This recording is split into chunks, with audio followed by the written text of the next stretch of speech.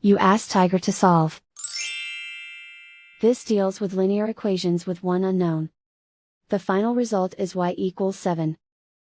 Let's solve it step by step. Group all constants on the right side of the equation.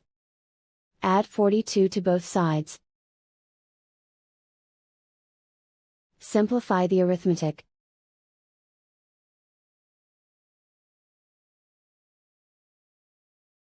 Isolate the y. Divide both sides by 6. Simplify the fraction.